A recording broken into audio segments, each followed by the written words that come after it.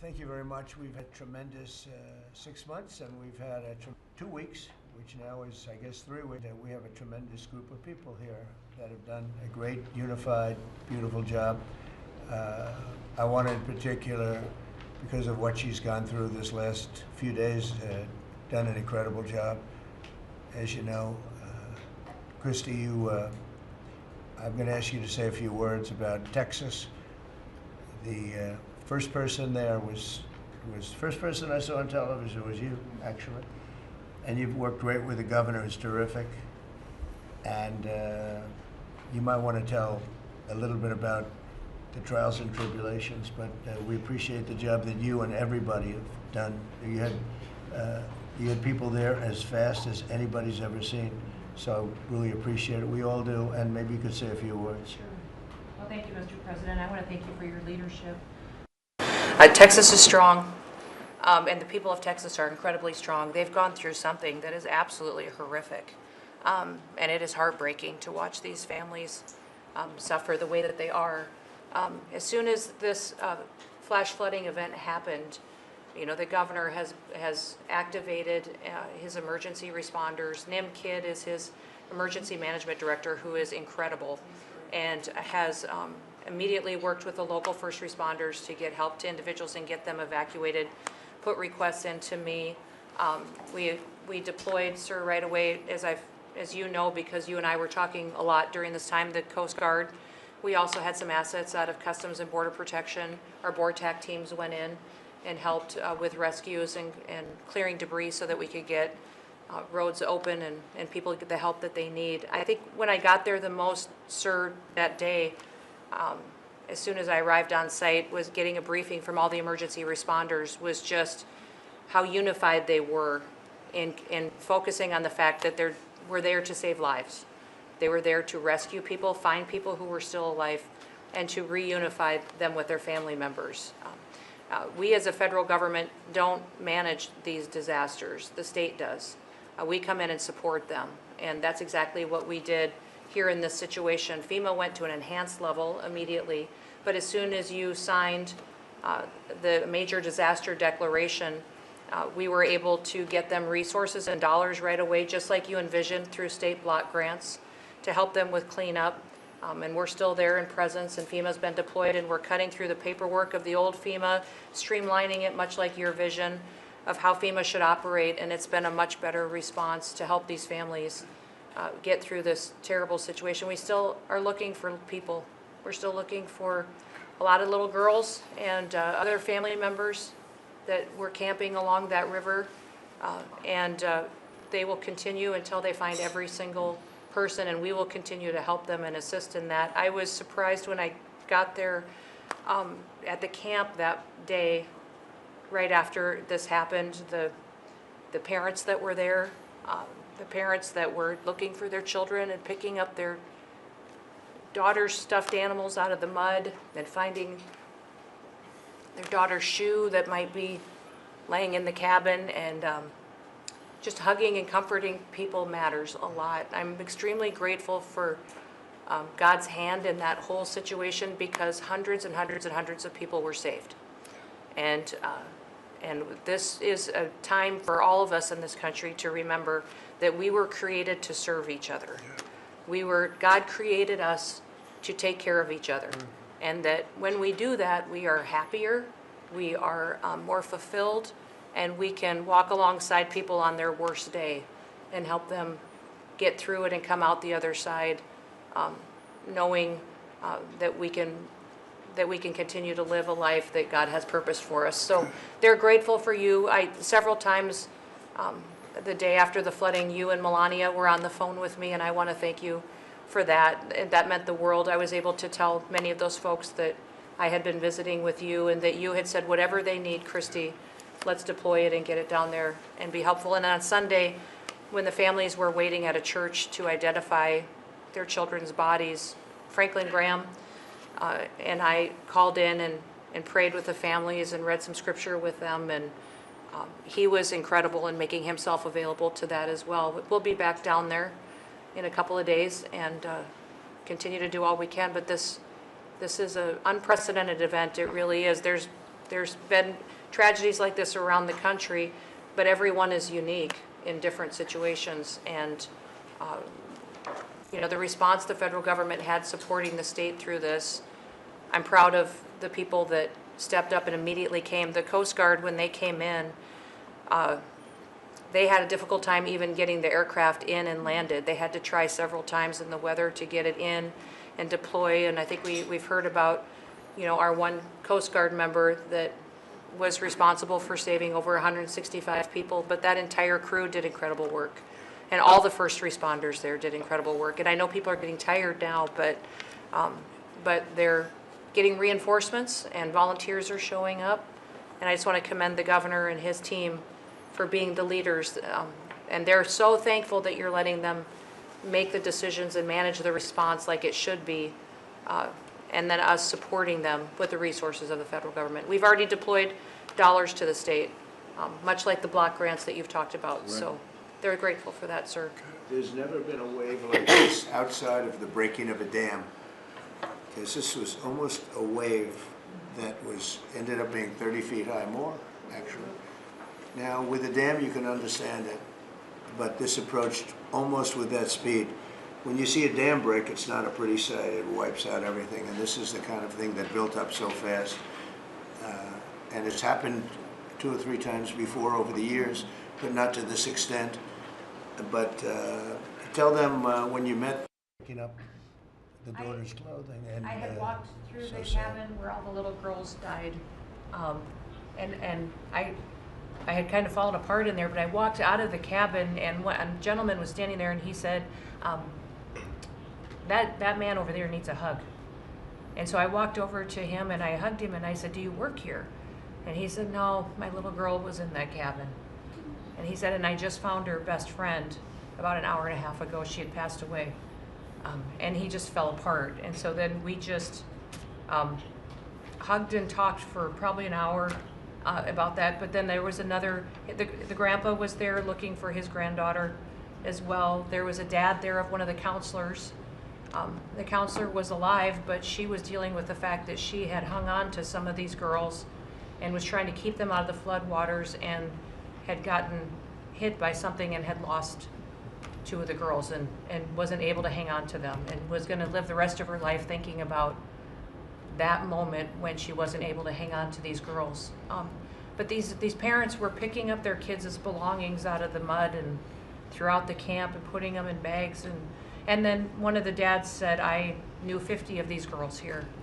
So I knew that was her dress and my daughter's friend's dress. So he was picking it up and putting it in a bag to return to her parents. And so it was and then the director was there comforting everybody who had lost his father the night before too. And he was still there trying to facilitate all of these parents grieving their children and find them. So the strength of people is incredible. One of the things that I asked there today, that day, was that they all have escorts or counselors when parents come in. So from that point, that when they came into the camp, that they have somebody with them when they're going and looking for their children's belongings or looking for their children. And so, very emotional, but also just so tragic.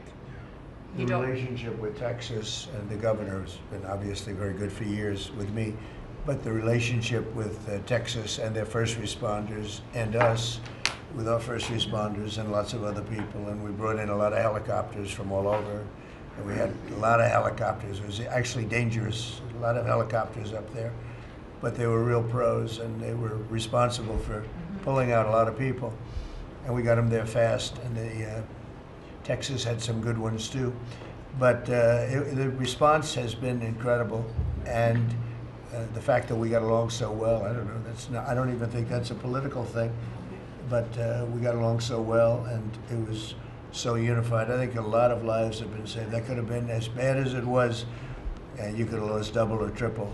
This thing was just really horrible. Well, congratulations on a great job, and appreciate it. I know you're going down. I'll be going down on Friday with First Lady.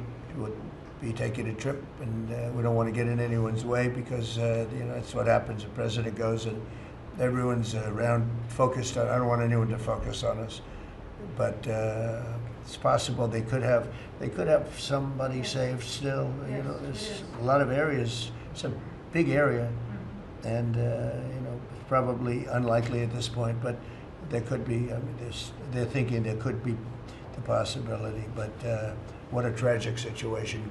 A good job, and we'll see you on Friday, and we'll finish out the day here. I think you've been reading a lot about, it's a terrible topic when you talk about financial after this, but we have a big country and we've been doing very well. The tariffs, as you know, are starting to come in at record levels. Tremendous amounts of money are coming in to our country. We never did that before. We're not used to it. We only have tariffs going out. We only adhere to the rules of other nations who charge us tremendous tariffs because we were led by stupid people or people without any business sense. And I'd like to ask God, you could maybe talk a little bit about how well we're doing with regard to the money coming in. And the big money will start coming in on August 1st. I think it was made clear today by the letters that were sent out yesterday and today. Go ahead, please. Yes, sir. We will taken in about $100 billion in tariff income thus far this year, and that's with the tariffs, the major tariffs not having started till the second quarter. So we could expect that could be well over $300 billion by the end of the year. We don't agree with CBO scoring, but for those who do, the CBO scored tariff income over the next 10 years at $2.8 trillion, which we think is probably low. And you know, sir, under your leadership, we're witnessing. And they gave us no credit during this last little, the great, big, beautiful bill. I always use the word great. I add that to it because it really is what it is. It's never been anything like it, actually. And I want to thank all the Republicans that voted for it. And I want to, you know, scold the Democrats because they're voting for tax cuts. They're voting for no tax on tips, no tax on Social Security, no tax on overtime, and you know, many, many other things far more important than that. Great health care. And frankly, every Democrat should lose their election because it was purely political vote. They were told not to vote for it. So think of it, we got 218 to 2, and then with the Senate, we had 50 to 3. Democrats didn't vote at all, not one positive vote, with all of the good things in there. Economic development money, tremendous border money. Mm-hmm. Now you're loaded up on the border. And we need so much of it because we had zero come in last month, so I'm not sure how much of it we want to spend. You may think about that. You may actually think about saving a lot of money because the wall's been largely built and it obviously worked, but you may want to think about that. But so I think it's incredible when I watch the Democrats, and they have standard lines like they had Russia, Russia, Russia. They had the laptop from hell. It all came from Russia. You know, they make things up and they go with it, and they feed it to you people in many cases. And they said, here's a line. And I hear the new line is death. Oh, it's death. Everyone's going to die. There's nothing to do with death. In fact, we're saving our country. Death is from allowing 25 million people into our country, of which 3 or 4 are stone cold, hard criminals. 11,888 are murderers, many of them committing more than one murder. That's death, and the Democrats did that. Joe Biden did that by allowing people to come in here, just totally unchecked, unvetted, open borders, open borders. The whole world was dumped into our country, from prisons, from gangs, from mental institutions. We have many people walking the streets, walking in areas that we don't know anything about, that came out of insane asylums. They released their the insane asylum population into our country, and it's amazing the job that you and Tom Homan are doing, by the way, on that. But we have to get them out, and we have no choice. We have to get them out, and we are getting them out.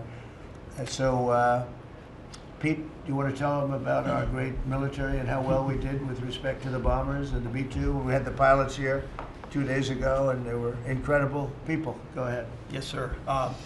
Truly a historic mission, and demonstrated the skill and courage of the United States military. from those B-2 pilots and families that we had a chance to meet, sir, to the fighter pilots, to the refuelers, to the maintainers, to the air defenders who defended the base. What was demonstrated on the world stage was American military might and capability. And it wasn't just Fordo and Esfahan and Natanz that took notice in Iran. It was the rest of the world, that we have a decisive commander-in-chief willing to use these capabilities, which are the best in the world. As the president pointed out, no one else could have done what America did there on that night, and everyone took notice of that. With the One Big Beautiful Bill, sir, we've got $150 billion additional to invest in Golden Dome and all the other weapons systems and stockpiles and shipbuilding priorities of yours. Another month, another historic recruiting bump. It's not just the Army and the Marine Corps anymore, it's the Navy, the Air Force, and the Space Force, all historically ahead of where they've ever been. So historic spirit inside the military. We had a chance to be at NATO, Marco and I, and see how the world responds to us saying it's time for you to shoulder the burden and take the lead for your continent. It only happens with President Trump leading, and we're proud to be a part of what's going on at the border, sir, with now a fourth national defense area where we're helping get to that number 0 and securing the border. But that mission, Operation Midnight Hammer, re-established deterrence. It reversed what happened in Afghanistan. You saw the debacle of what Biden allowed to happen in Afghanistan and what that did to our image. President Trump said, with Operation Midnight Hammer, we're reestablishing American leadership and deterrence, and we're proud to be a part of it, sir. And our so-called enemies were watching. They watched every minute of it. They watched. There was very few people that weren't watching, actually, but they watched every minute. It was a perfect military performance, the likes of which we haven't seen in a long time. I mean, if you compare that to the same country, the hostages from years ago, Jimmy Carter, it was unfortunate for Jimmy Carter. He was a nice man, but with the helicopters going down, the sandstorms, the prisoners, they got captured, then the election and the prisoners and Reagan and all the problems. It was nothing but problems. And that was a failure. And ours was not only the pilots. I mean, those machines flew for 37 straight hours. They didn't stop. They went skedaddle. You know the word skedaddle? It means skedaddle. They dropped the bombs and somebody said, skedaddle. Let's get the hell out of here. And every bomb hit its mark and hit it incredibly. And as you know, the Atomic Energy Commission said it's gone. That place is gone. We had a lot of fake reporting, mostly from CNN, where the scammer writer, a writer for CNN, who should be fired, by the way, she was involved with the 51 fake intelligence agents, if you remember that. She did that story, created a story out of it. She created a story out of the laptop from hell, saying it came from Russia, but it actually came from Hunter Biden's bedroom, or worse. Just a scammer, and she's still at CNN, which is pretty amazing. But we'll ask you a question about her. But they came up with this concept that maybe the attack wasn't that good. Maybe it, and I saw it happen right after the attack. I saw this person on CNN. I actually watch. I like to watch the enemy. You learn from the enemy. And I watch because you have to know where they're coming from. And I watched her say, Anderson, you know, I'm hearing stories that maybe they didn't hit their target. Maybe it wasn't that good a hit. And they were hearing stories. The next day it was a little more, and the next day a little more. After 3-4 days, she was saying, you know, I don't know. I don't think it was that, except by that time everybody knew it was hit perfectly. The evidence is in the planes. The evidence the pilots are the best evidence. But they actually came out of their plane because they were here the other day and they said, it was so sad. We did such a good job. We flew into very dangerous airspace. I'll never forget, we were in the Situation Room and they said they have entered Iranian airspace, and everyone took a deep breath because they had more missiles pointed at them, but the equipment is so good, it's stealth, way up in the air, and it was stealth, and they went right through that, and they sort of, by the time they found out they were there, they were already gone.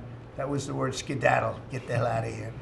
But they were right in the most dangerous airspace in the world, and they took those big, beautiful, very fast, they're unbelievable planes. I mean, they become really beautiful works of art. You know, I always thought they sort of were cool, but now they look better than just cool, don't they, huh? But they dropped the loads, and literally they would hit, if you look at this table, from here to there, they had A half a refrigerator door is the way to best explain it. Take a refrigerator door, average size, cut it in half. That was their target.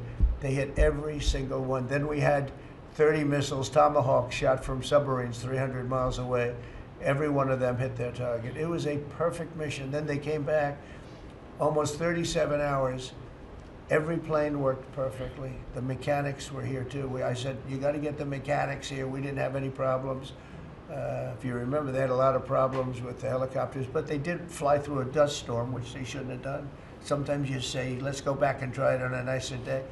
Dust and sand don't work well with helicopters if you know much about helicopters, but that was a horrible embarrassment to us. Then we had Afghanistan, which I think was the most embarrassing moment in the history of our country, and we would have gotten out. I was the one that got them down. I would have kept Bagram, the big air base, which right now is controlled by China, one among the most powerful runways in the world, thick with concrete and steel. Anything could land, and right now they were 1 hour away from where China makes its nuclear weapons. I was keeping it. Outside of that, we were leaving, and I would have been out faster than them, but we would have gotten out with strength and dignity. Instead, that was the most botched up mess I've ever seen. They left all that equipment behind, and every year they have a parade running down some third-rate street with the equipment. You know, it's supposed to be Fifth Avenue. It doesn't work. But with all that equipment that they left, they should have taken every ounce of it. I was taking every ounce. I said every screw, every bolt, every nail you take out of there. And Millie said, I remember one time, sir, we're better off leaving the equipment. Why? Well, it's cheaper. I said, cheaper? You mean it's cheaper to leave a $150 million airplane rather than flying it into Pakistan or India or someplace, or just flying it straight home? It's cheaper. Yes, sir. That's when I knew he was an idiot. Didn't take long to figure that one out. But they left all that equipment, but they left their dignity behind. It was the most embarrassing moment, in my opinion, in the history of our country. Not that we got out, we should have not been there, but that we got out the way we got out, with great embarrassment and death. You had 13 young people. I've gotten to know their families very well, but you had hundreds of people killed that nobody talks about. You had the other side, many people were killed. Many people are walking around with no legs, no arms from that whole thing. They left from the wrong airport. They should have left from Bagram, because Bagram was a big base with hundreds of miles of fencing and territory around it. Nobody would be able to get near it, and they left. So we've done a great job, and I think people are really starting to see it. They're starting to appreciate it. Pete's done fantastically. That mission was a work of art. And I have spoken to some of our perceived, I don't know if they're enemies, but they're perceived as being potential enemies. And they essentially said the same thing, very impressive. There wasn't a thing that we didn't lose an engine. We didn't lose it. They landed and they were cheered. But the sad thing was they were cheered, and one of the pilots said, we were a little concerned because when we got out, we were told that on television they were reporting that we may have missed our targets. Sir, we hit every target. That's what I do for a living. We hit every target. In fact, when the bombs hit, a yellow haze came over the horizon that I've never seen before. It just lit up the whole horizon, brighter than the sun. It was like looking into the sun. He goes, we hit our target, because you know what that was exploding. And but they were a little downbeat because they listened to that fake CNN reporting and the fake New York Times. They worked together to try and say that it wasn't perfect. They couldn't say they missed. All they could say is, maybe it wasn't perfect. And you ought to fire that reporter immediately. You should fire her. Real fake. And so I just want to congratulate those pilots. And a lot of people don't like bringing things like that up. I do. I always like confronting, because otherwise the public doesn't know that you're a bunch of crooked people. But they know, they've learned, and the media has to straighten out their act. The media is down to 17% approval. You got to do a little better than that. It's important for the country that you do better. I think they ought to make a lot of changes. I think changes are going to be made to the media, but it's hard to have a really successful country if you have a corrupt media, and we really have a corrupt media. And nobody really knows why. I mean, why would you want to have open borders and criminals pouring into our country? Why would you want to have men playing in women's sports, transgender for everyone, you know. You'll have to figure that out. But some of you don't. I mean, I'm looking at some people, they love the country, but I look at other people and they can't. But we were really proud of our military. It was, and the people that maybe don't like us or want to play games with us, because I think that had you not had the situation in Afghanistan, I don't think Putin would have gone in. I think when Putin looked at how stupid and incompetent that operation was, he said, wow, this might be a chance. And we're dealing with him now too. We're not happy with Putin. I'm not happy with Putin. I can tell you that much right now, because he's killing a lot of people. And a lot of them are his soldiers and their soldiers, mostly. And it's now up to 7,000 a week. And I'm not happy with Putin. Okay, any questions? Yes. Yes, sir. You just said you're not happy with Vladimir Putin. Is there anything that you plan to do to act on that feeling of unhappiness? Well, I wouldn't be telling you.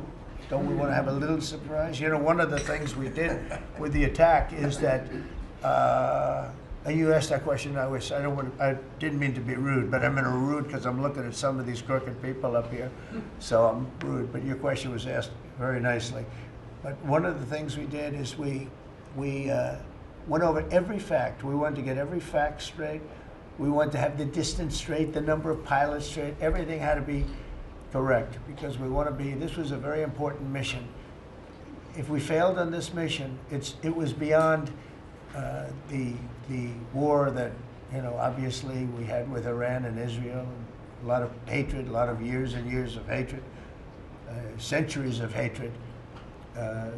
People have never seen anything like it.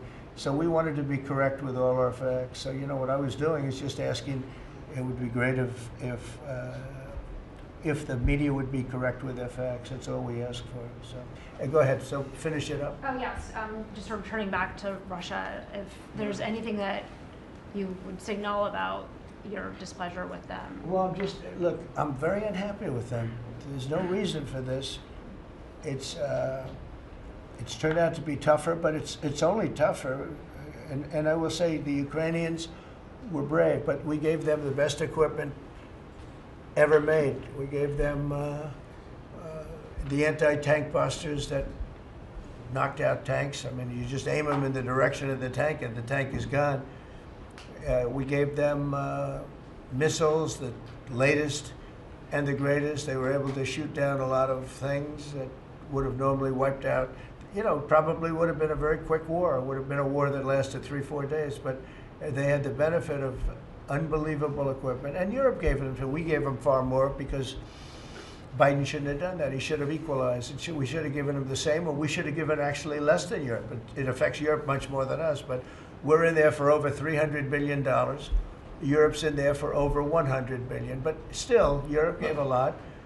And I will say this, the Ukrainians, whether you think it's unfair that we gave all that money or not, they were very brave, because somebody had to operate that stuff. And a lot of people I know wouldn't be operating it. They wouldn't have the courage to do it. So they fought very bravely. But we gave them the best equipment in the world. We make the best military equipment by far. There's nobody close. You look at other equipment from other countries, it's not even close. That's why everybody wants to buy our equipment. And that's why we're going to step up these contractors now that make it, and they're brilliant, but they make it too slowly.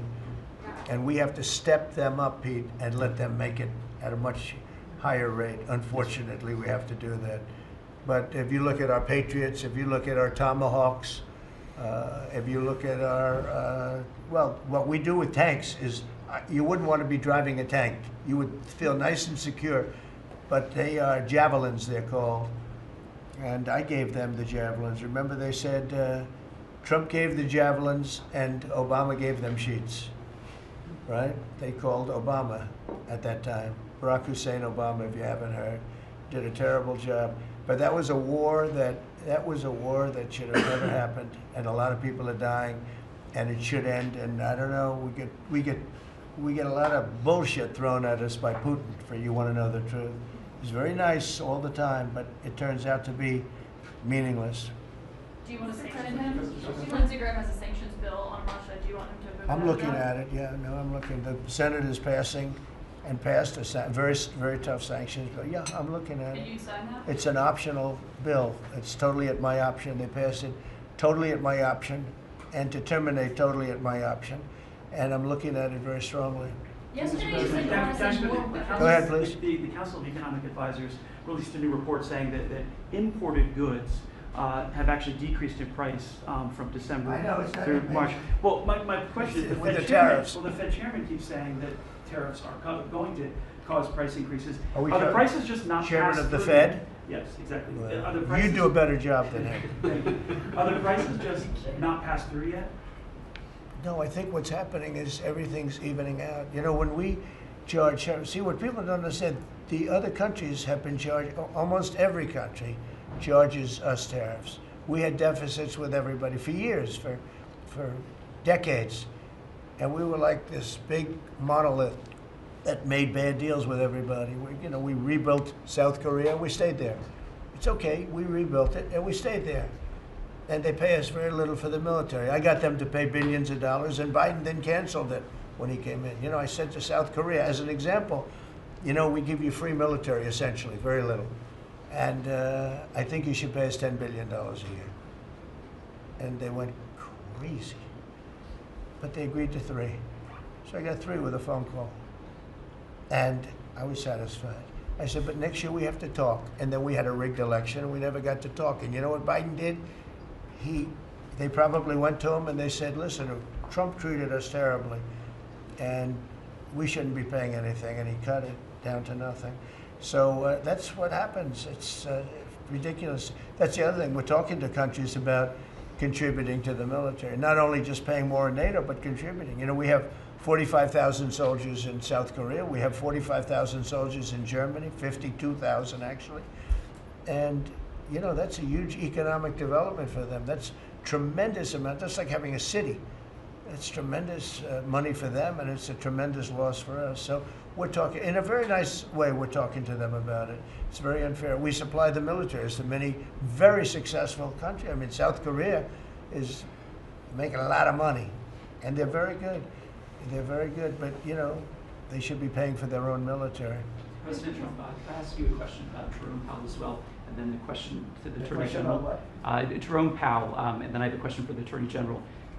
Jerome Powell, who you've been pressuring to lower interest rates, he's facing accusations of lying to Congress, which is a potential crime about the opulent. Well, then he should resign immediately. We should get somebody in there that's going to lower interest rates. Do you want congressional Why don't Republicans you to call look for into- his resignation? Do you want congressional Republicans to investigate and It's pursue okay and with punish? me. I think he's terrible. I think, look, we're paying, I call him Too Late. T-O-O, Too Late, like Too Tall Jones for the Dallas Cowboys, right? Too late. He's always late. But he wasn't late with Biden before the election. He was cutting him like crazy. It didn't help too much, did it? But he was cutting him like crazy before the election with Kamala and Biden. He was trying to get them in, I guess. I don't know. He was recommended by somebody that worked for me. I like you better. If I could ask the Attorney General a question too, President. Sure. Your memo and release yesterday on Jeffrey Epstein, it left some lingering mysteries. One of the biggest ones is whether he ever worked for an American or foreign intelligence agency. The former Labor Secretary, who was Miami U.S. Attorney Alex Acosta, he allegedly said that he did work for an intelligence agency. So could you resolve whether or not he did? And also, could you say why there was a minute missing from the jailhouse tape on the night of the staff? Yeah, sure. If Hey, I Pam, could, could I just interrupt for Sure. 1 second? Are you still talking about Jeffrey Epstein? This guy's been talked about for years. You're asking, we have Texas, we have this, we have all of the things. And are people still talking about this guy, this creep? That is unbelievable. Do you want to waste the time, and do you feel like answering? I don't mind answering. I mean, I can't believe you're asking a question on Epstein at a time like this, where we're having some of the greatest success and also tragedy with what happened in Texas. It just seems like a desecration, but you go ahead. Sure. First, to back up on that, in February, I did an interview on Fox, and it's been getting a lot of attention because I said, I was asked a question about the client list, and my response was, it's sitting on my desk to be reviewed, meaning the file, along with the JFK, MLK files as well. That's what I meant by that. Also, to the tens of thousands of video, they turned out to be child porn downloaded by that disgusting Jeffrey Epstein. Child porn is what they were. Never going to be released, never going to see the light of day. To him being an agent, I have no knowledge about that. We can get back to you on that. And the minute missing from the video, we released the video showing definitively the video was not conclusive, but the evidence prior to it was showing he committed suicide. And what was on that, there was a minute that was off the counter. And what we learned from Bureau of Prisons was every night, they redo that video. It's old, from like 1999. So every night the video is reset, and every night should have the same minute missing. So we're looking for that video to release that as well, showing that a minute is missing every night. And that's it on Epstein. Mr. President, on the tariffs again, on August 1st, you've said is the deadline. What incentives do countries have to negotiate? It seems that deadline keeps moving. It was April 2nd, now it's... We didn't move, no. It's always been August 1st, that's when we're paying. A statement was put out today, and I put it out just to make it clear. It wasn't a change, it was August 1st. We don't change very much. You know, every time we put out a statement, they say he made a change. I didn't make a change. A clarification, maybe. No, August 1st they pay. And everybody pays, everybody has to pay, and the incentive is that they have the right to deal in the United States. If they don't want to, they don't have to pay, and they don't have to deal here. But if they want to buy and make a lot of money and sell in the United States, they have to do that. You know, if you go back and look at some of the good presidents, our country was the wealthiest, proportionately the wealthiest, from 1870 to 1913. It was an all-tariff country. We didn't have income tax. That came in in 1913. We had tariffs. And we had so much money we didn't know what to do with it. We had, we had a couple of presidents that were very, very strong. McKinley, I guess, more than anybody, but he was the tariff king, but he was very, very strong. And it's sort of sad. He made a fortune for this country, became very rich, and then Teddy Roosevelt went out and vice president, and he spent the money. And they said Roosevelt was a great president. And let's say he was a great president, but the money was paid by McKinley with tariffs. Tariffs are charged by other countries at levels that are ridiculous. And you know, I call those other countries, and every one of them is willing to give us everything now, by the way, just so you know. Sir, we'll charge you no tariffs, nothing. We'll give you everything. We'll give you access to our markets. We'll give you everything. Is that a correct statement, Scott? Yes, sir. Howard, would you say that's a correct statement? Exactly correct. It's like they just don't, because they're very spoiled, because for years they ripped us off and we didn't have a president that understood it, or Secretary of Treasury or Secretary of a lot of different secretaries are involved, but certainly Commerce Secretary was, you know, not doing their job. I don't know about Kelly, she's small business. We'll keep it that way, okay? Her small business is bigger than almost all big businesses when you add it all up. But no, they are very respectful of our country. But the incentive is that they have the right to do business with us. Without that, they don't have the right to do business. And that would be okay, too.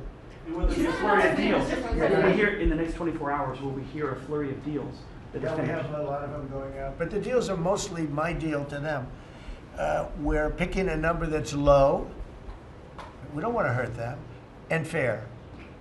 We're picking a number that's lower than, in most cases, lower than what they charged us. But it's amazing when you've paid all this money for years and they get one president that's a little bit different and a little tougher on this subject, and they're willing to drop everything they've been charging us for years and years. I mean, we have countries going, we will have you don't have to pay any tariff to come in and do business.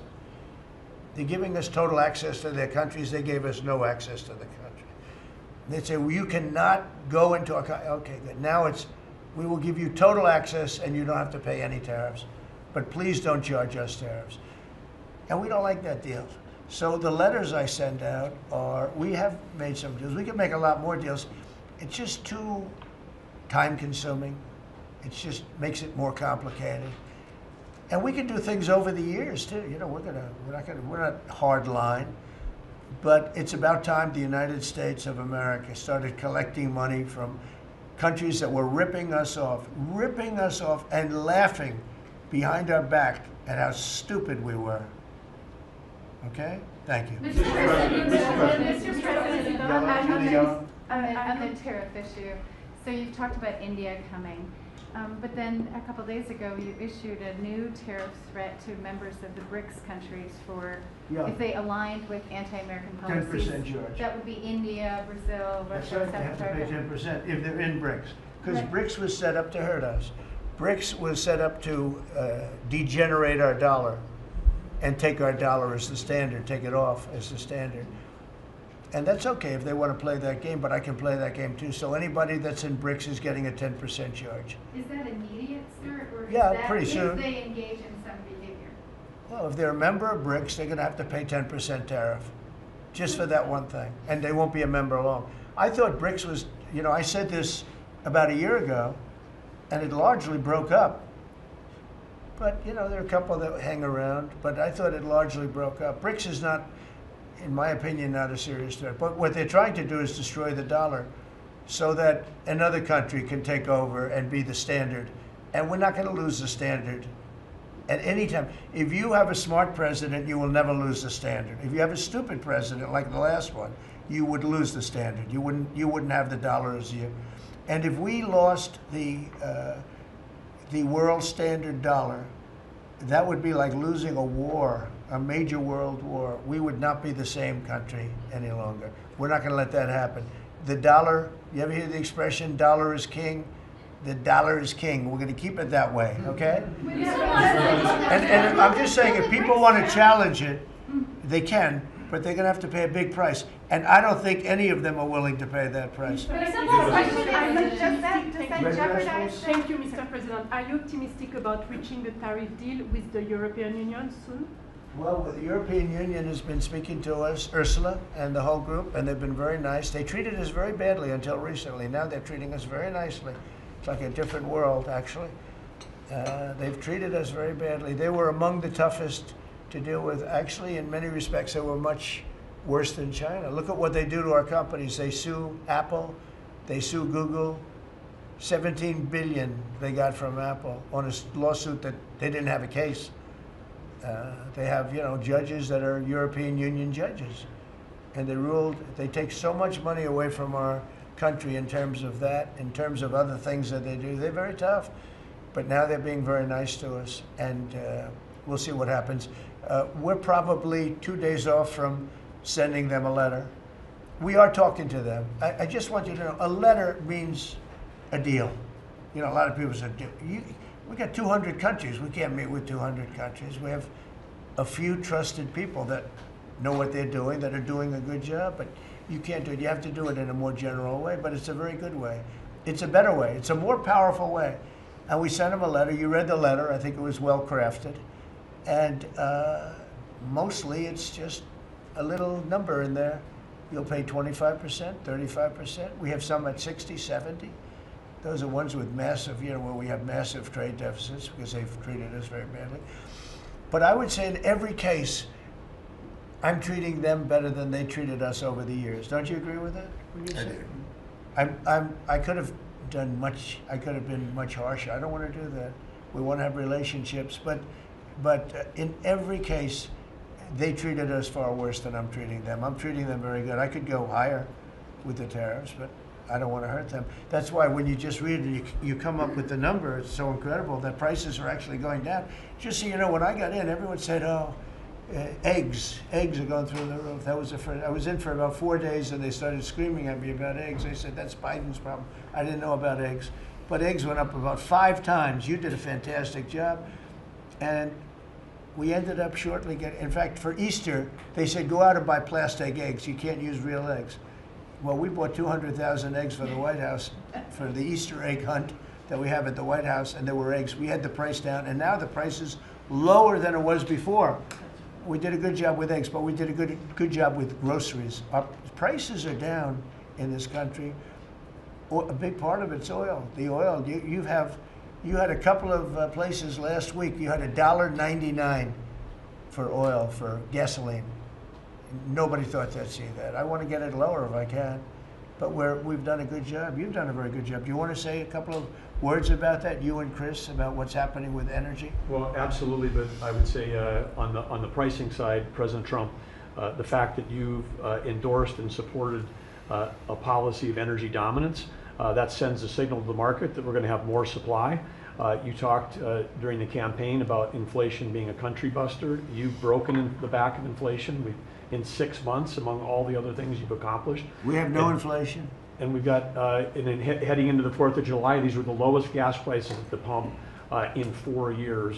And again, for Americans, this is like hundreds of billions of dollars that stay in their pockets because we lowered the price of gas at the pump. And when we lower the price of energy, it lowers the price of food. It lowers the price of the clothes you wear. It's the biggest thing. It's the biggest thing. It's like a big tax cut.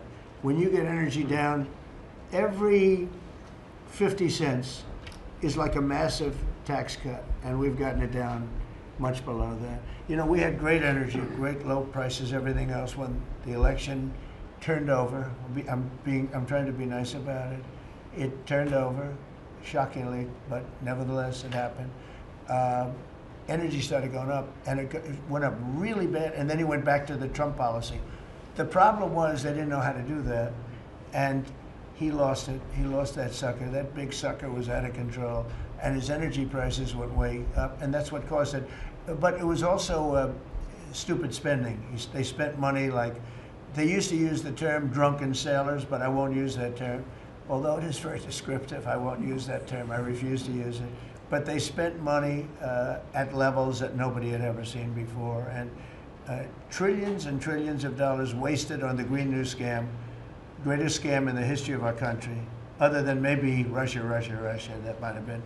But the Green New Scam was the single greatest scam in the history of our country, and continues to be, but it's weakened badly.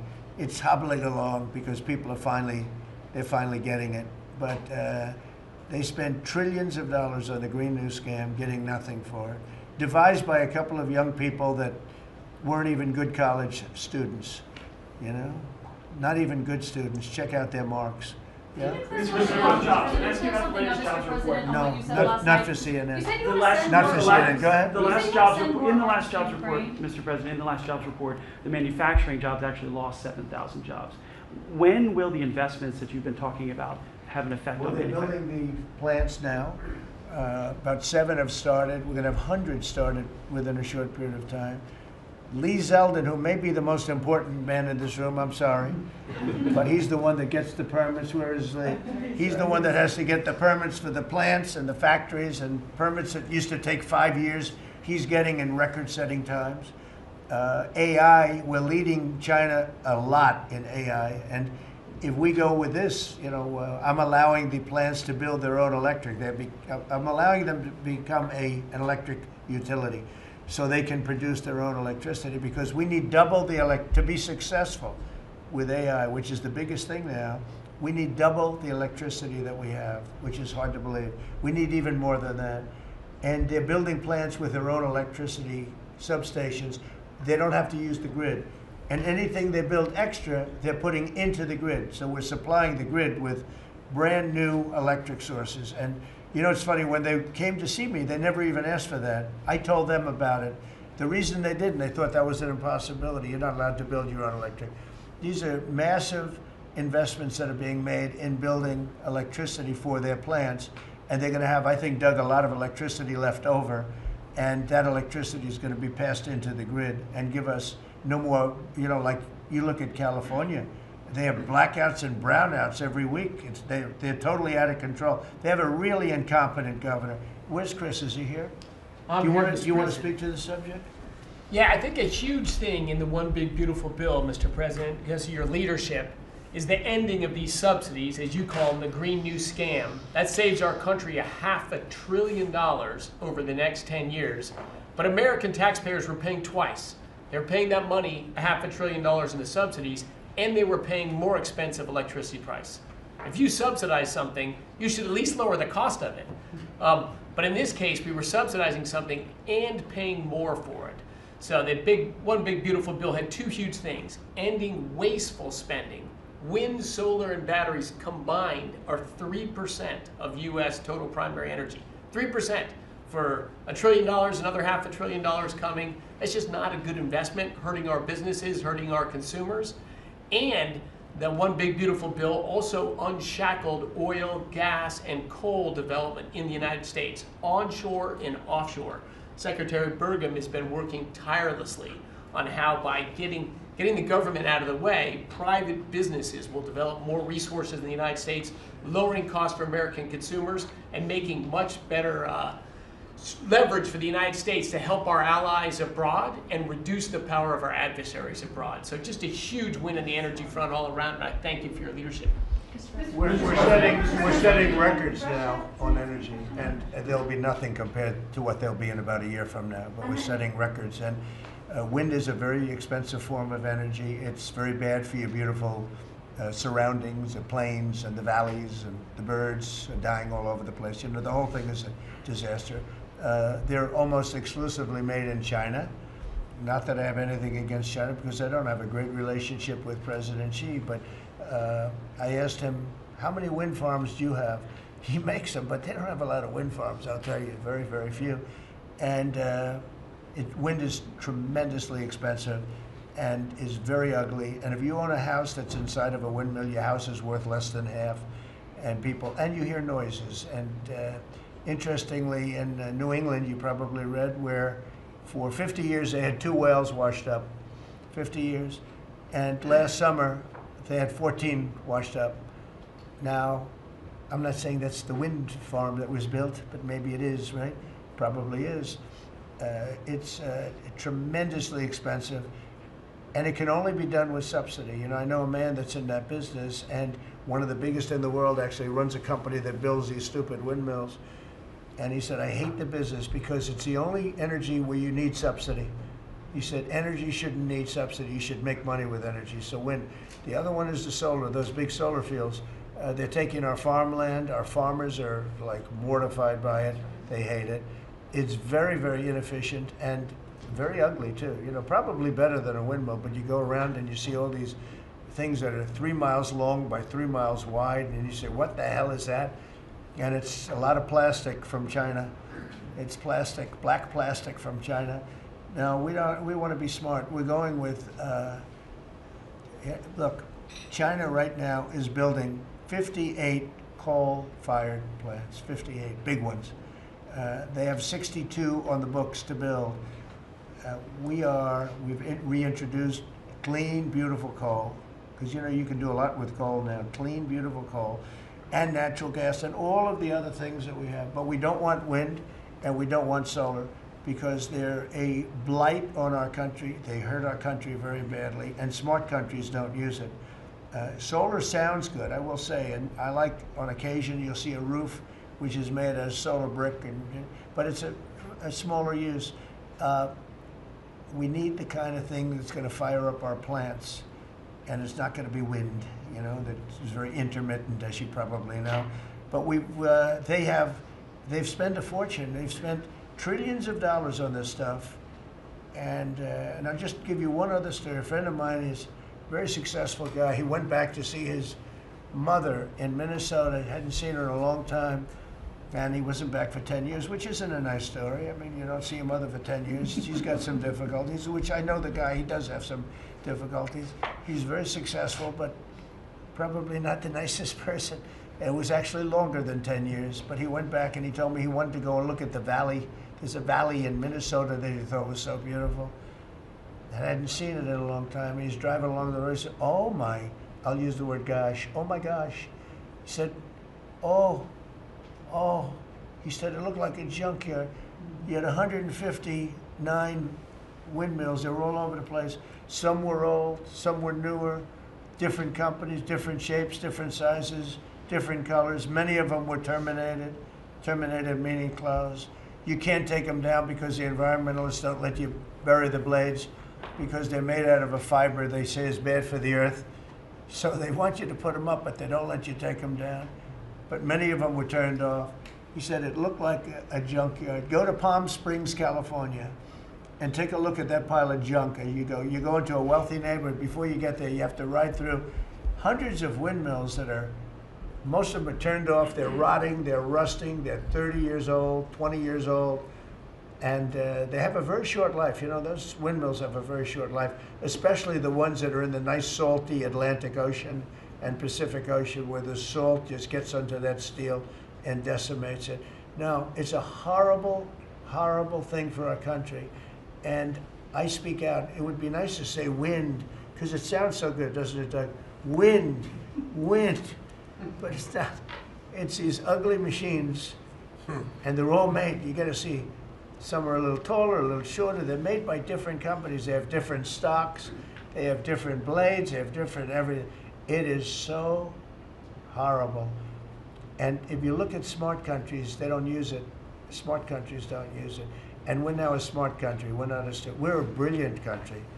We're not smart. We're brilliant now. We're going to be a brilliant country. We have to be, because we have to catch up for some really stupid people that did a bad job. Yes, Brian? Yes, Mr. President, I've got a quick comment, some feedback as a native Texan, someone that I grew up bringing my kids to a camp very near the affected camp now.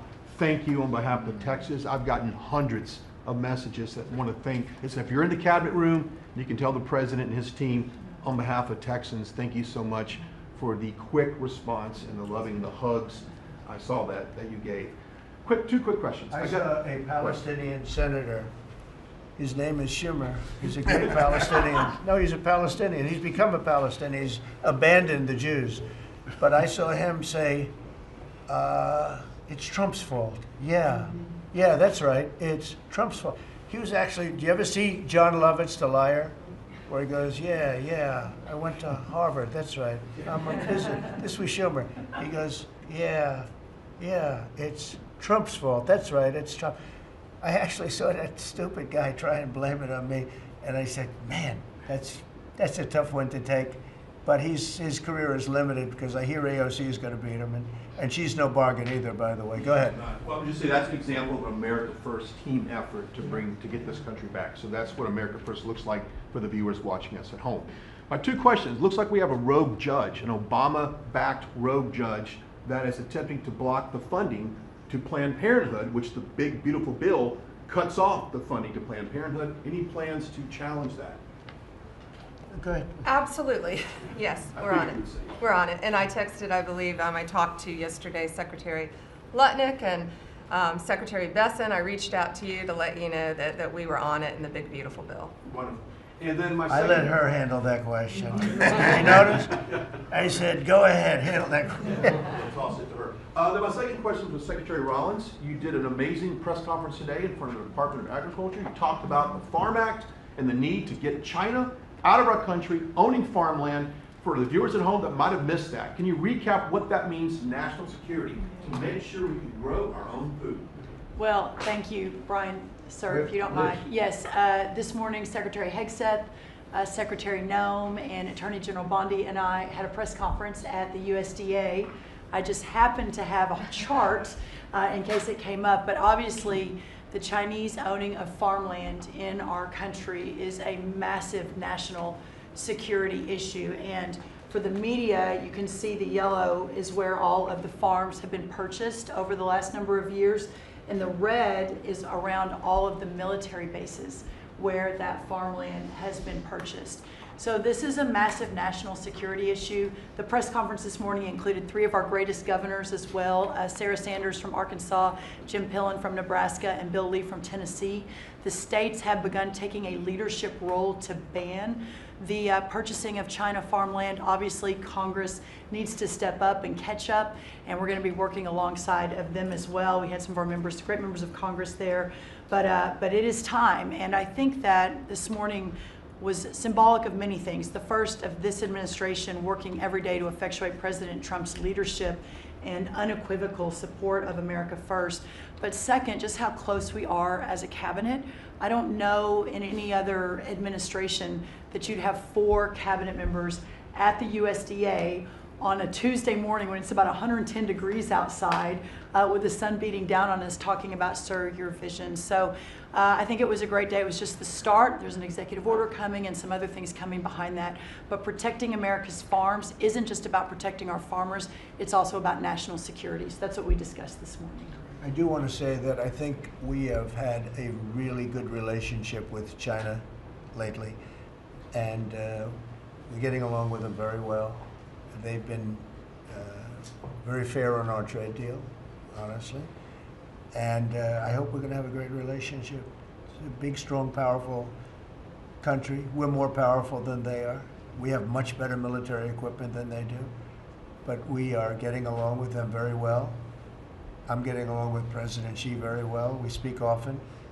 And with all of that being said, and I understand what you're saying, but I think we're getting along with China very well.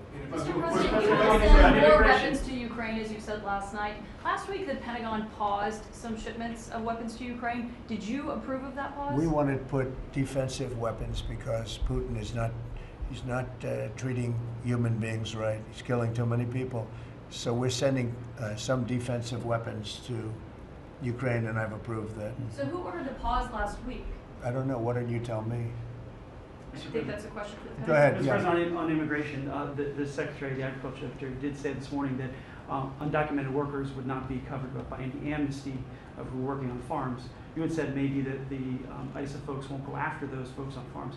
So which is it? There's no amnesty. What we're doing is we're getting rid of criminals, but we are doing a work program. Do you want to explain that, please? Yeah, this morning we talked about, of course this was a top of mind question, this morning we talked about protecting the farmers and the farmland, but obviously this president's vision of no amnesty, mass deportation continues, but in a strategic way, and then ensuring that our farmers have the labor that they need. Secretary Chavez-DeRimmer has been a leader on this. Obviously this comes out of the Labor Department, but moving toward automation, ensuring that our farmers have that workforce, and moving toward an American workforce. So all of the above. We've got to give the farmers the people they need, but we're not talking amnesty. Lori, do you want to say something about that? Thank you, Mr. President. On this, thank you, Secretary Rollins, how important this is never to displace the American worker. What the Department of Labor is doing is focusing on what the law entails now, being more modernized, more streamlining, to work through the H programs. We're going to have a concierge approach to that, where we have developed a new office to answer the need of our farmers and ranchers and producers, and not to displace the American worker, and follow within the law now, and that does not include an amnesty program at all. And we've seen that working, and we'll continue to have that roll out. On the other topics that we've somewhat talked about, the jobs numbers, Mr. President, 4 months in a row we've seen those jobs numbers increase. That's an exciting time for our manufacturers. That was asked earlier. We know it's going to take some time, but through that deregulation process that Lee and I are working on as well, the Department of Labor has rolled out 63 new deregulations that we're going to be moving through. In the first Trump administration, it was successful with over 30. We've just rolled out 63 new ones in order to double down on those manufacturing companies, to let them know that we have signaled through this process that we will assist them in getting the workforce that they need. It's an exciting time. That one big beautiful bill, that was the signal to my former colleagues in Congress to get this done. It's been an important time. I spent time on the ground visiting 7 states in 9 days prior to that bill being passed, because it was the most pro-worker piece of legislation that we will ever see really in this country right now. No tax on tips, no tax on overtime, no tax on Social Security. That matters to the American worker, because we don't want to take their money and give it back. We want them to keep more of their hard-earned dollars in their pockets currently, and that's what they're excited about. And as I move forward with these tariff talks, I heard a company, orthopedic company in Indiana, say to me, for the first time since you have taken office, Mr. President, their increase in their bottom line by 8% since these tariff talks have happened. Not one company has said the president is not doing a good job. These tariff talks are working. They're feeling it on the ground. The media has told a false story, because what's happening on the ground is positive, and that's what we're seeing in these jobs numbers. So I really, through the Department of Labor, to come in behind all the secretaries and build this workforce is going to be key to the American worker. So thank you for what everybody did this last week. The one big beautiful bill is a doubling down of this, and we're going to see these workers start to grow. And that apprenticeship program is going to be working. That's we'll right. have that million apprentices across the country. We, as you know, we're building plants all over the country now, which you weren't building any plants 4 years ago. You weren't building anything. but those plants, when they open up, it's going to be, you'll see numbers like you haven't seen ever. I don't think in history you'll never see numbers like what we're going to see in the very near future. Many of them are building the plants. Some are just starting right now. You know, it's a brand new administration. But, and they wouldn't be here except for two things: November 5th, the election, and the tariffs. And frankly, I guess the election was more important because of the tariffs. I mean, another person wouldn't have done this. But they're coming in because of the tariffs. They have to, they're not going to pay 25, 30, 40, 50%, 70, and 100%. And we'll be announcing something very soon on pharmaceuticals. We're going to give people about a year and a half to come in, and after that they're going to be tariffed if they have to bring the pharmaceuticals into the country, the drugs and other things into the country. They're going to be tariffed at a very, very high rate, like 200%. We'll give them a certain period of time to get their act together. But they were all here, now they all left. They went to other places because we allowed, people that sat in this room allowed it to happen. And I don't allow it to happen. The people in this room don't allow it to happen. So we're going to be announcing pharmaceuticals, chips, and various couple of other things, you know, big ones. We did steel, as you know, they're 50%. We did aluminum, 50%. Lumber just came out. That's copper. And we did cars. And now, today we're doing copper. Copper and aluminum. What would that tariff be on? The section of tariff? I believe the tariff on copper, we're going to make it 50%. 50%. Any breakthroughs in See, I'm glad he Gaza? didn't question it, because Any I sort of just thought, what would that be? Just a quick one. I didn't have much time, but he agreed with me. That's why he's ours. Any breakthroughs on Gaza with the Prime Minister, and there's reports that you're meeting with Netanyahu again tonight. Is that accurate? I am. He's going to come over again tonight. We're talking about Gaza, mostly Gaza right now. It's he's been very unfairly treated. I think what they've done to him in Israel is very unfair, having to do with this trial. I think, you know, he's a wartime prime minister, had an unbelievable outcome, and I think he's been treated very unfairly. But he's coming over later. We're going to be talking about, I would say, almost exclusively Gaza. We got to get that solved. Gaza is a tragic. It's a tragedy. It's a tragedy. And he wants to get it solved, and I want to get it solved, and I think the other side wants to get it solved. Steve, could you talk on that, please? We're in proximity talks now, and we had 4 issues, and now we're down to 1 after 2 days of proximity talks. So we are hopeful that by the end of this week, we will have an agreement that will bring us into a 60-day ceasefire. 10 live hostages will be released. 9 deceased will be released. We're meeting at the President's direction with all the hostage families to let them know, and we think that this will lead to a lasting peace in Gaza. And you're doing a good job. It's a tough one. It's a tough one. A lot of hate, you know. This is called long-term hate, but we think we're going to have it solved pretty soon, hopefully with a real solution, a solution that's going to be holding up. And can I follow up? This is, I think, the first cabinet meeting since Elon Musk has not been a special government employee, not here anymore. He's now saying he's going to create a third political party. Are you worried about the impact that that could have? No, I think it'll help us. It'll probably help. Third parties have always been good for me. I don't know about Republicans, but for me. Are you second guessing any of the cuts that DOGE made since you No, described him as off look, the rails look. the We other day? cut hundreds of billions of dollars with DOGE. We could have done it differently. I would have done it differently a little bit, maybe, but it was something that we saved a lot of money. You can always second guess. I guess some of the people in this room maybe would have done it slightly differently, and some would have done it exactly the way it was done. But it was dramatic, and it was important, and we found a lot of things like billions of dollars given to people for environmental protection, where they had $100 in the account, like in Atlanta, Stacy. And then you had another one with 20 billion here, and 20 billion here, and 2 billion here, and 15 billion. And Lee, you might want to mention just a couple of those things that we really got because of DOGE. At the Trump EPA, the One Big Beautiful Bill was filled with many big beautiful wins for the taxpayer. It delivered a sledgehammer to the Green New scam. Billions of dollars rescinded. So it's a big deal for the American taxpayer who sees money go through pass-throughs, that are filled with self-dealing and conflicts of interest. They see unqualified recipients. They see reduced agency oversight, and they want accountability with their tax dollars, and they got it. In the example of the Stacey Abrams connected NGO, they received $100 in 2023. They got $2 billion in 2024. They had to complete training on how to develop a budget that was put into their grant agreement. They, out of nowhere, started paying a CEO $800,000, a COO $450,000, 22 people making over 150 grand. Out of nowhere, this is tax dollars. So money go through pastors, through other pastors, through other pastors, and we lose oversight over it. And you see that it's going to former Biden officials, it's going to former Obama officials, it's going to Democratic donors. And we're not here saying we want to take money from a left-wing NGO and give it to a right-wing NGO. We want to give it back to the taxpayer. This is about us being good stewards of American tax dollars without any apology or regret. That's why President Trump was elected last November, because there are a whole lot of people who maybe they hadn't voted Republican in a long time.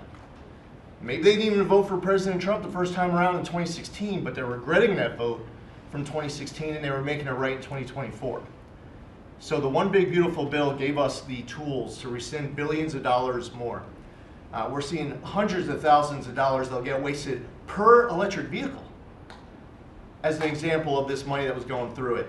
They gave $50 million to a group called Climate Justice Alliance. They say that climate justice runs through a free Palestine. The Biden EPA gave $50 million to a group that says the climate justice runs through a free Palestine. We say that if you're going to spend $1 in the name of remediating an environmental issue, then spend $1 on remediating an environmental issue. We say that we can protect the environment and grow the economy. We want to help grow more baseload power in this country. So why is it that it took this long for this team to get assembled, to be able to fix the mess that we inherited? But gosh, we love showing up at our jobs every single day, first thing in the morning, because all day long we get things done for the American taxpayer. And Congress did its part last week by passing One Big Beautiful Bill to deliver this accountability and to cut off the Green New scam. So maybe it's a bad day for Stacey Abrams. Maybe it's a bad day for all those well-connected Democrats getting paid off. But you know what? God bless America. Because at the end of the day, President Trump is here, J.D. Vance is here, and the greatest cabinet ever assembled to deliver that much-needed and highly demanded accountability. That was a very good answer.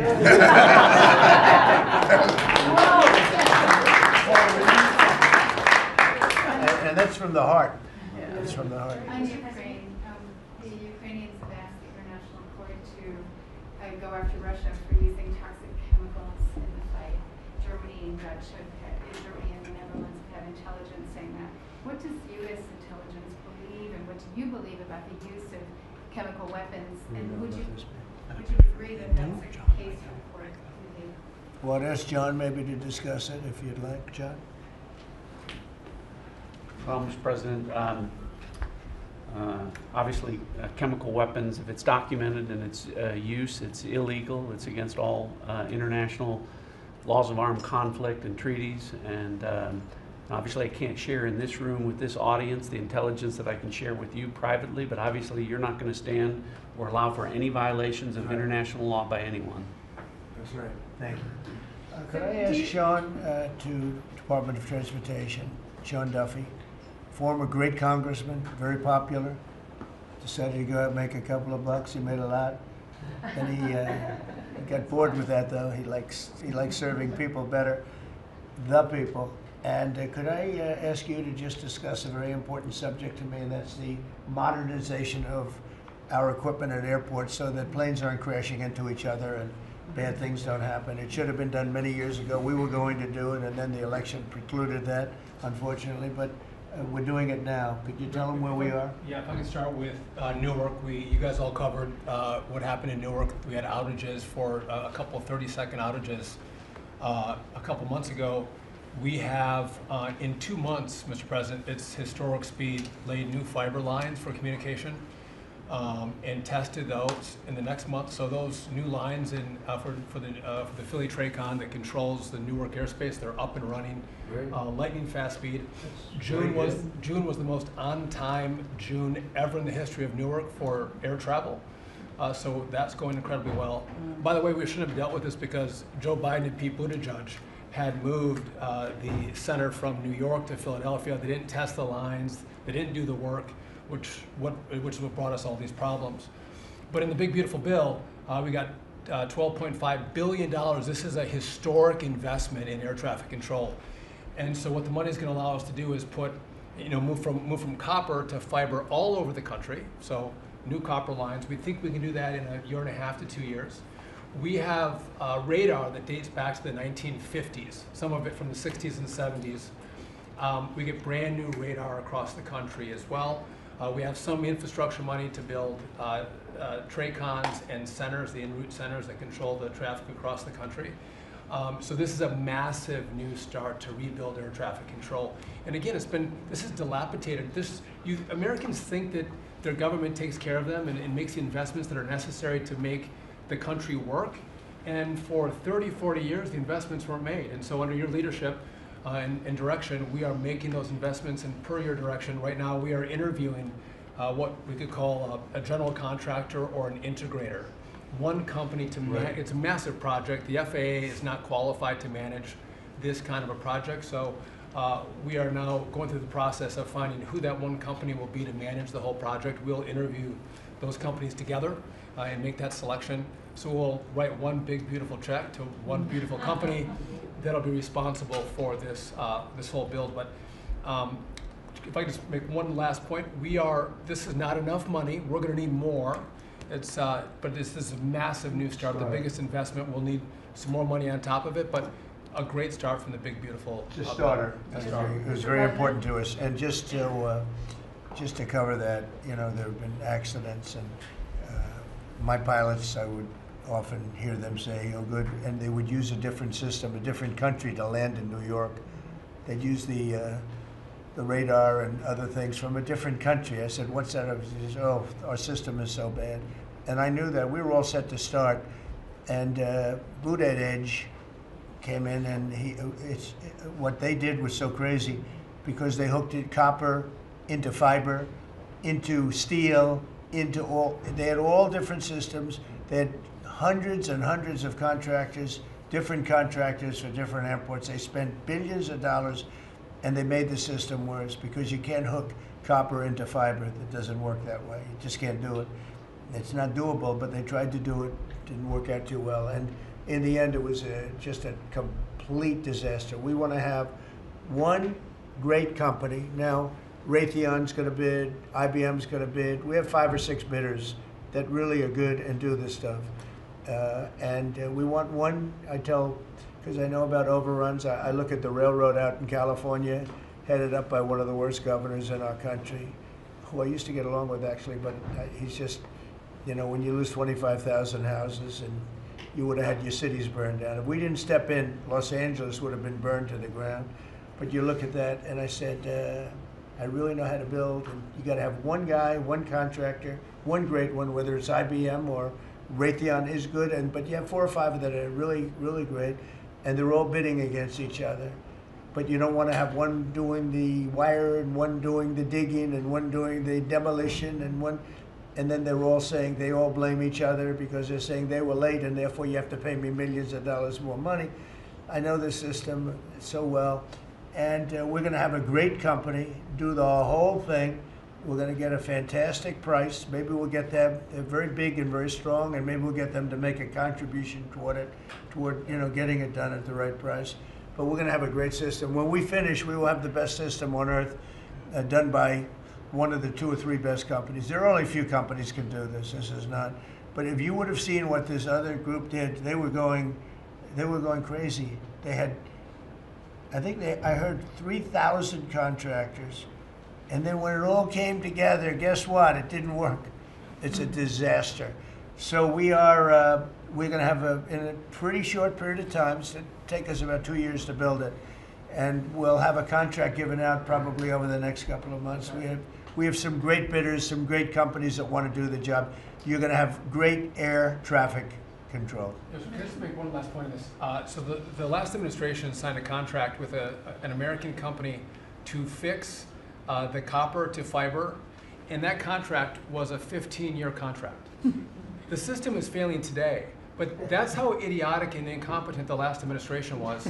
And under your leadership, we're saying, listen, we don't have time. We don't have 15 years. We don't have 5 years. We have to do it right now. And so the president always talks about on time and on budget.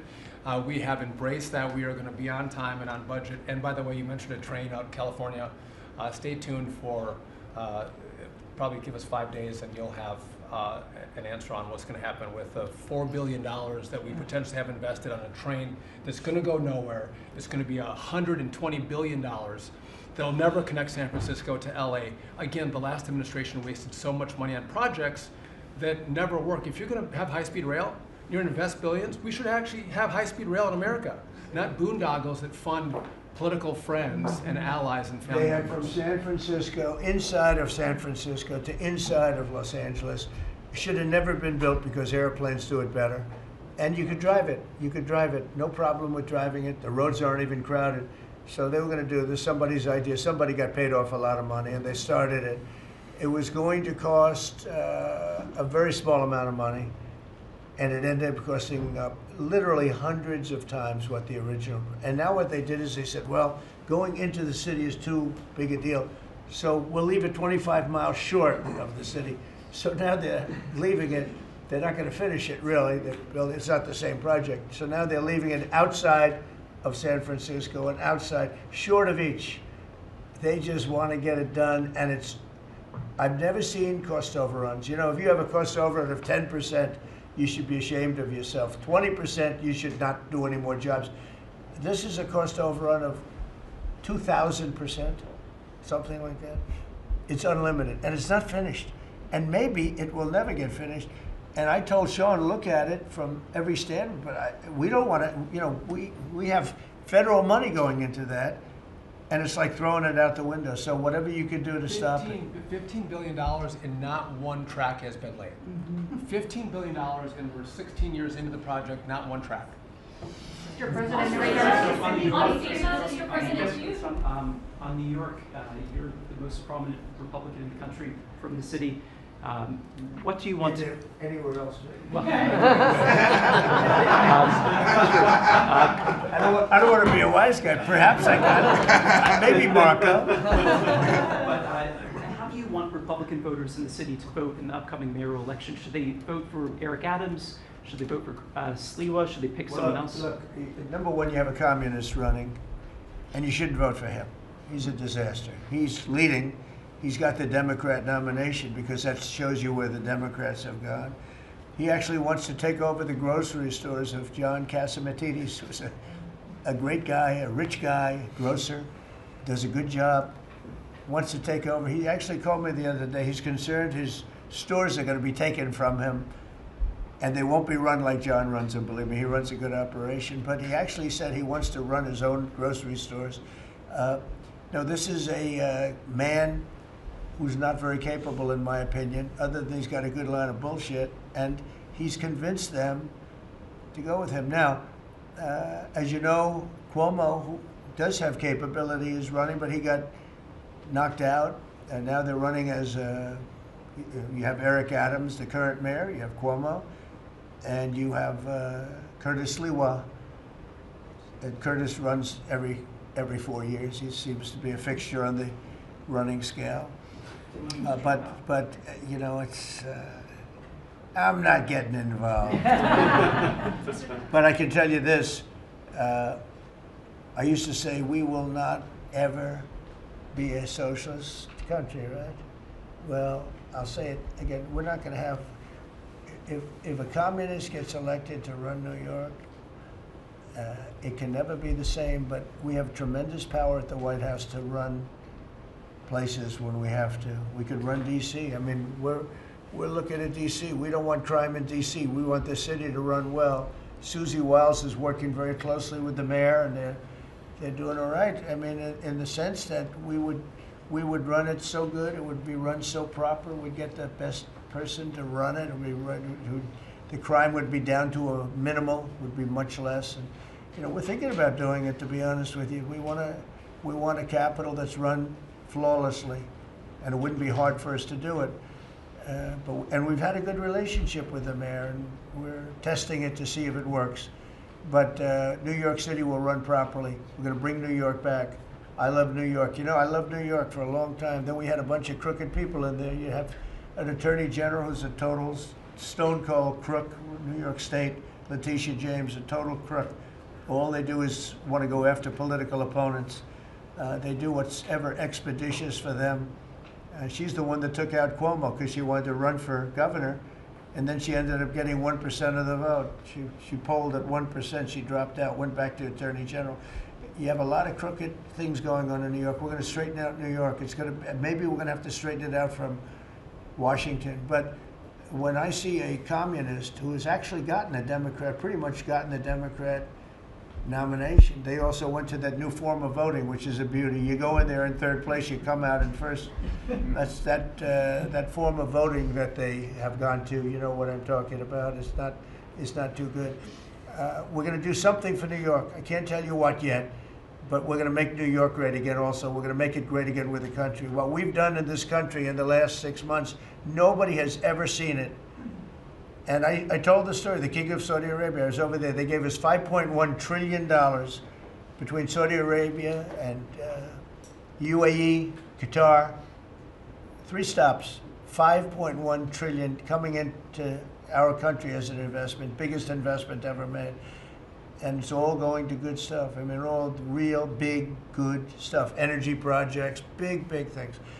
But they all 3 told me essentially the same thing. We thought your country was dead, and now you've got the hottest country in the world. We're right now riding the hottest country. We all, and you can all be proud of it. We're in the hottest country. This is the hottest country in the world. There's nobody close. Made hotter by some great pilots and great machines that nobody else has. Those great, big, beautiful machines, they rode those machines right into the toughest territory, and nobody knew what the hell happened. And then they hit their targets perfectly, and it was complete and total obliteration. And that's why that war ended, Steve. They told me that's why the war ended. The war ended when they saw that, it was over. And we're very proud of it. But we have the hottest country in the world right now, from a country that was close to dead. And if I didn't win, if you would have had the other person win, we all know who she is, whether it was she or Biden, they're the same. He may have been more competent than her, and that's hard to believe, right? But if you had that ideology in, I don't believe you would have had a country anymore. I think you would have had a country that was broken up. But we had a dead country, now we have the hottest country in the world, and everybody knows it, and everybody said it.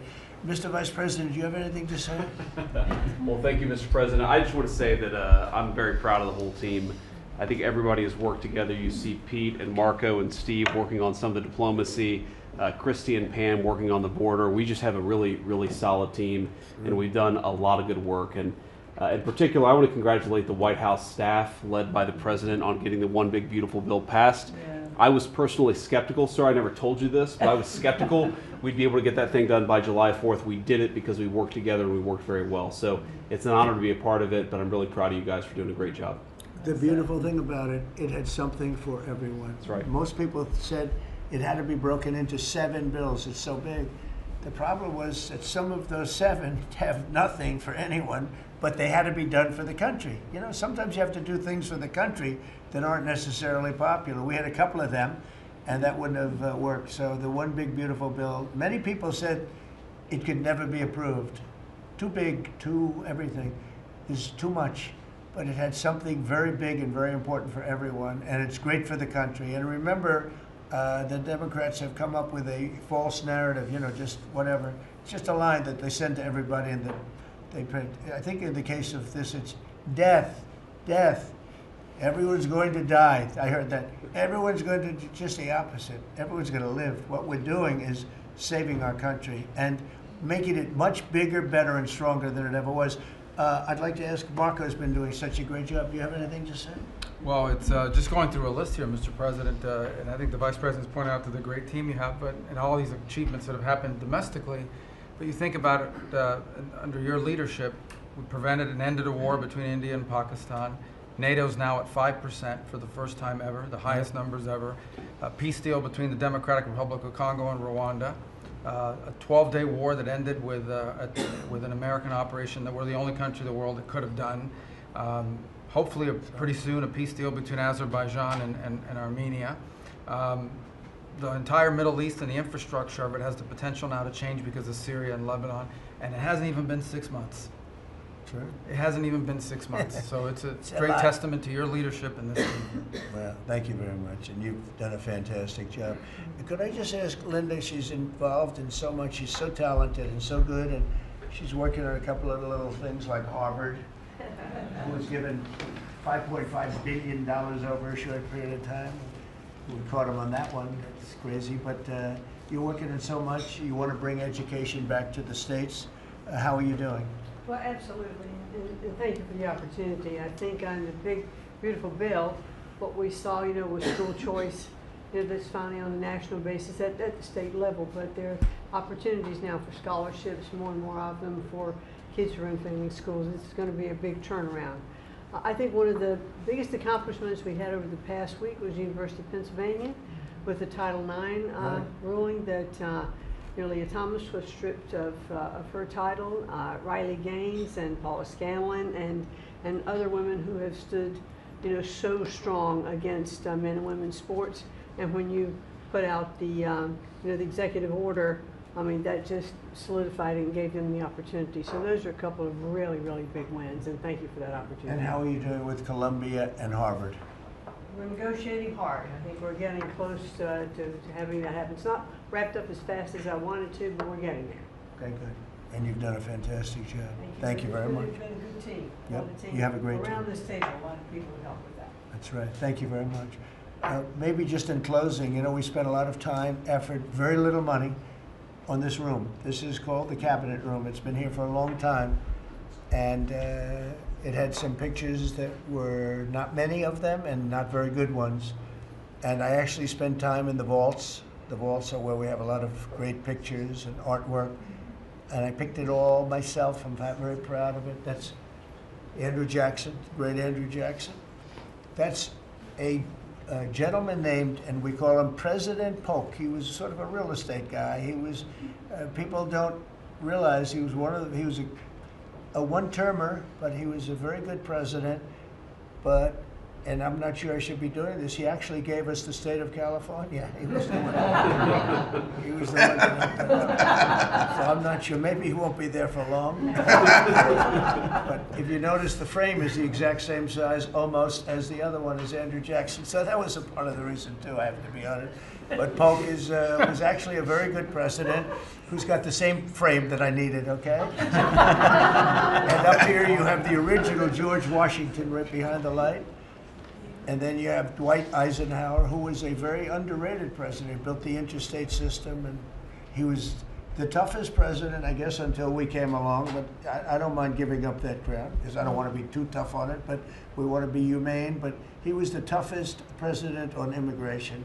He was very strong at the borders, very, very strong. And sometimes you can be too strong. He was strong at the borders, and during a certain period of time, they were so strong that almost every farmer in California went bankrupt. And we have to remember that. We have to work together, and we have to remember that. But he was a very good president, and a very good general, and a very good president, and I thought he deserved a position somewhere on this floor. And then you have, this is very exciting to me, he was not a Republican, to put it mildly, but he was, he was a four-termer. He was Franklin Delano Roosevelt. And if you notice, there were a lot of ramps outside. We have ramp, people say it's an unusual place for a ramp. It was because of him. He was wheelchair bound, but he was an amazing man. It's an amazing portrait, and we used to have him in the room, a different portrait, and it was a terrible portrait. It was almost like it was done by a child. And I used to say, you know, I can't believe that he would have approved of that portrait of himself. And I was in the vaults and looking at things. I said, what's that? And we have some great curators here. We have 6 curators at the White House. They have 2 for paintings, they have them for furniture, they have them for different things. I guess cost is no object. Okay, cost is, maybe I'd have 1, but that's all right. But we have 6, and they're very talented, though. And he said, that's a picture of FDR. I said, really? Let me see it. They took off the wrappings, very well preserved. And I said, that's the picture they've been looking for years. That was the picture of Franklin Delano Roosevelt. And I said, oh, wow. And likewise, that frame-wise, it just doesn't work. It doesn't work if you have, I want to be nice, but it doesn't work if you have a big frame, a little frame, but it's like perfection. I'm a perfectionist. The mirror was down in the vaults also. I said, where is this from? And it's a very old, very storied mirror, beautiful. We put that up. And then over there is Honest Abe Lincoln. And that picture was in his bedroom. And we thought that this would be a very important place because this is where wars are ended. I'm not going to say wars are declared. I'm going to say wars are ended, okay? We'll be positive.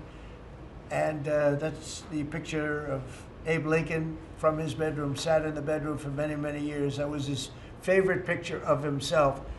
And the Lincoln bedroom's very famous. You remember when Bill Clinton had it and he rented it out to people. Okay? We don't do that. But it's an incredible room. And we took that picture from his bedroom. That's Abe Lincoln. And then over here you have John Adams, and it's they were the first occupants of the White House, 1800. And John Quincy Adams, Mrs. Adams, they were the first occupants. So we have them looking at each other, and in between their stare is Abraham Lincoln trying to make peace. And that picture was in a room that I have that was not important, like the cabinet. I gave it up. I said, I have to give it up because that's one of the greatest pictures of the White House. The White House is tremendous art. And the Oval Office, when we're there, we'll go over that. That's really been something. Then we got the drapes, so we got the whole thing. We got new drapes. We got new, wasn't a big expense, very, very small. And we took some of the chinaware and silverware and trophyware, they call it, from the vaults, and we had it cleaned up. Hadn't been shined up in 100 years. Some of this has sat in the vaults for over 100 years. Amazing. Over 100 years. Many of the pictures that were put up in the Oval Office as an example, those two as an example. So he was president. They moved in 1800, and he won the election, I believe, in November of